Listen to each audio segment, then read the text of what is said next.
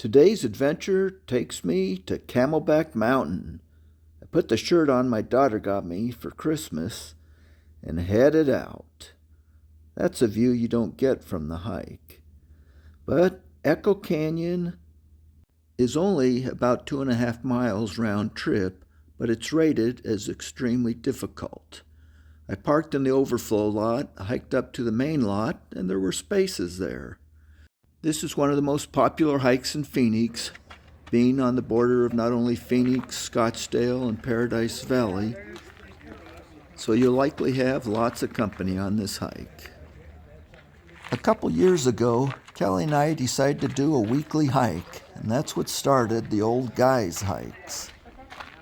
I tried to get him to come on this hike, but he thought, too many people, I'm not interested in that hike. And besides, he'd rather play pickleball. The trail less traveled. I'm not sure where that one goes. I have to come back and take it. But this is looking around to the main parking lot, and then I parked at the parking lot down below. And then Camelback Mountain. This is the trail. Is that the iconic praying monk? Not sure, not the best angle to see it. Since I didn't do any hikes in January, I thought I'd better get started right in February. So, even if it's only me, I'm heading out for a hike. They say this is a difficult hike, but I saw this guy going up with one leg, and he just flew up.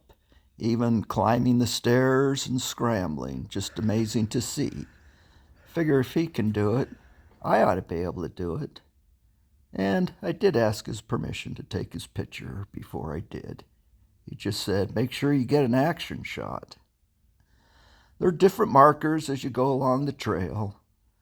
And a little early for most of the wildflowers, but you get spectacular views of the city, surrounding countryside. Seeing that guy go up the mountain with the one leg, though, was truly inspirational. It took me back to my last video I did, Playa del Carmen, that I entitled Ramblings of an Old Man, talking about how we can make ourselves a better life. I always wonder what people think about such things. I'll try not to get all philosophical on this video. Yeah, getting up here, you can see some people down there below. Gives you an idea. There's the city.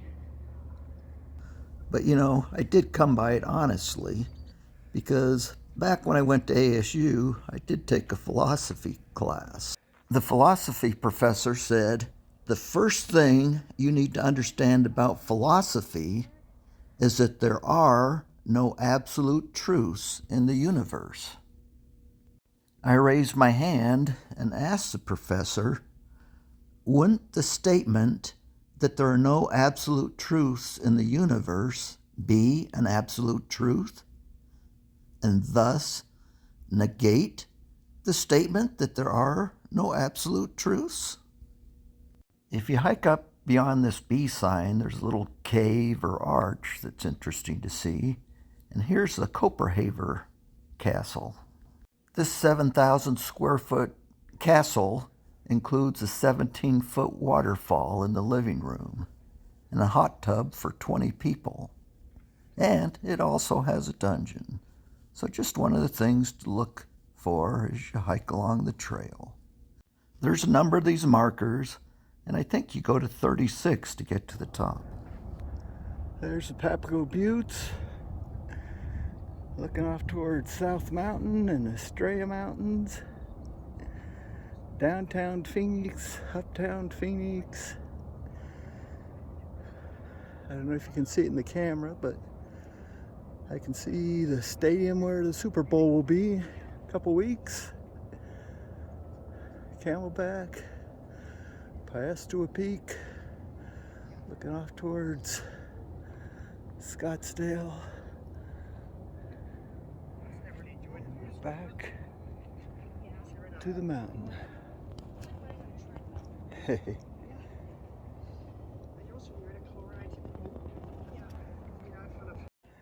Okay, I'm doing the director's cut as I hike up. So you can see a little bit. This is the easy area.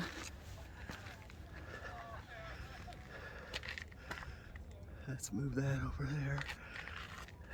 Those rocks. But it's spectacular.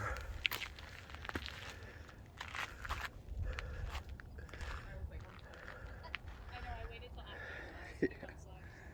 Very cool. Now it looks like I finally made it to the top. This is basically the top. I gotta go a little bit higher. Gotta find a survey marker.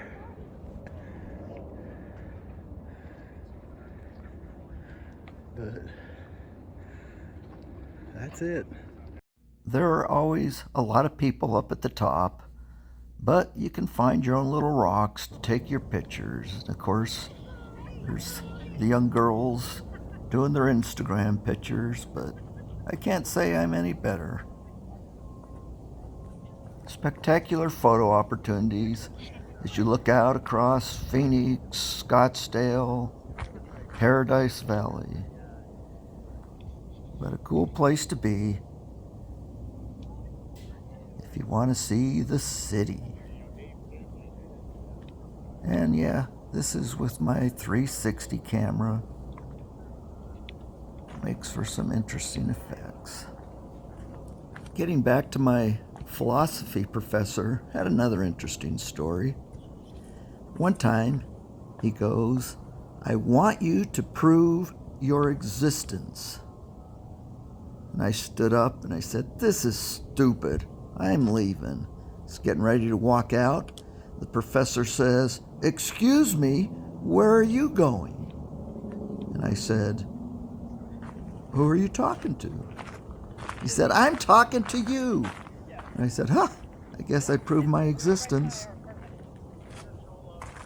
I had another instructor when I was at Glendale College who announced in class that facts are unchanging, that they're eternal truths or some such garbage. And I raised my hand again and I said, "It's a fact that my pen is on my desk." Then I picked the pen up. She said, "That's not what I mean. That's not the point." And I said, "Yeah, I guess your statement was kind of pointless." If you go to college, get a degree that'll help you down the road later in life. Never understood the sociology degree and philosophy degree. Had a friend who got a master's in art, so he can draw everything but a paycheck. Okay, you get to the top. You can also go down the Choya Trail. Takes you out that way. That way is to the left or east, with parking in Scottsdale. There's the top peak. The Echo Canyon Trail and the Choya Trail will both get you to the top. But the Echo Canyon Trail that I hiked is considered the more difficult of the two, though they're both listed as hard.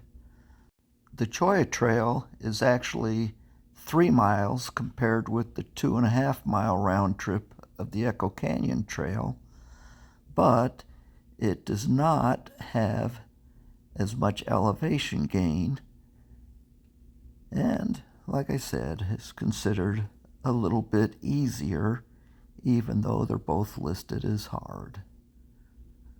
But I believe there's more parking readily available at the Echo Canyon Trail, with the main parking lot and overflow parking lot, though oftentimes it will be filled. If you have bad ankles or knees, this may not be the hike for you, but being only 2.5 miles, even though it's straight uphill, it's not as difficult as many of the hikes that we do. Looking out toward Phoenix and downtown.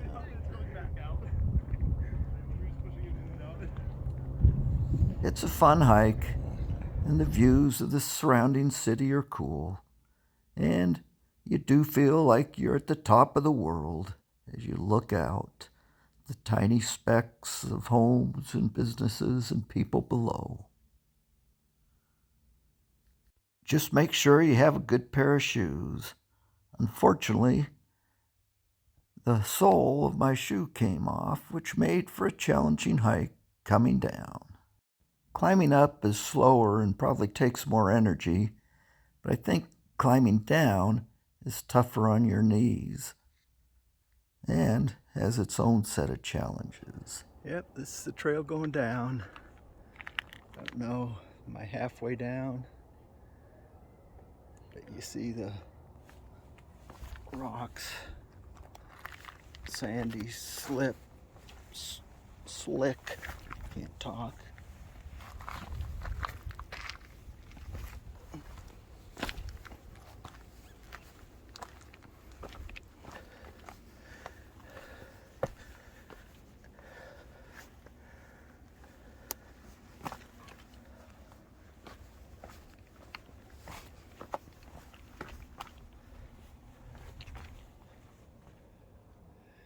That's it. It's a little early to see wildflowers, though I did see some brittle bush blooming. Most of that will be in the next few weeks and months. It's also a little early and cool for chuckawallas to be out basking, but there is a roadrunner, and it's still a spectacular hike, and you can see all that brittle bush, and in a few weeks that'll be spectacular. Here's some of the railings to get up some of the challenging areas, and of course there's this fence that I think might be there in part to protect the homes down below from rocks. This is this little starting spot, pretty easy to get to here. And you'll see that the views are still spectacular. Looking to downtown Phoenix. I guess I can't zoom in on director's cut.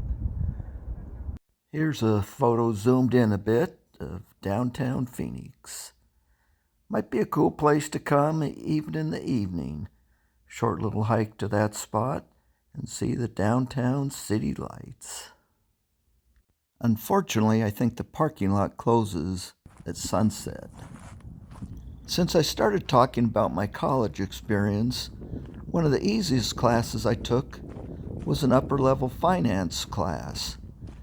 The teacher actually taught you how to do the work that he would test you on, and at an upper division, people were motivated enough to actually learn and do the work. And I think about 99% of the people got A's in the class. I heard they fired him after that first semester. College isn't supposed to be that easy. But one of the things they taught me in finance was to buy low and sell high. And of course, we put that to good use. I bought a finance book for $80, and at the end of the year, I sold it for $10. So apparently I didn't learn the lesson very well. The teacher probably should have failed us all. Instead of buying low and selling high, we bought the book at a high price and sold it at a low price. Oh well, all part of the learning experience. Another interesting class was my ethics class. It kind of fit in with the philosophy type classes in that they'd present you with some sort of ethical dilemma, and then you had to respond. Stuff like, a doctor gives you a vial of medicine that can cure cancer, and then you get in a car accident and you can only save your brother or the vial. What would you do? I said I'd fire the doctor that was smart enough to figure out a cure for cancer, but only made one vial and entrusted it to me, some old guy. Let's talk about a real ethical dilemma, one that I experienced on my hike today. Since I started out late, I figured I'd get hungry, so I bought a small bucket of chicken. And I ate most of it at the top, and as I was hiking down, I ate a little bit more. But I still had some left, and I decided I'll give it to the next hiker that comes along. Turns out, the next person was two black guys. Do you deny them this food, or do you offer it to them, which may appear stereotype racist? I just waited for the next person. Well, hopefully I'll figure it out, but hope you enjoyed the hike and have a great night. And who knows, maybe I'll get out for another hike before another month. Have a good day.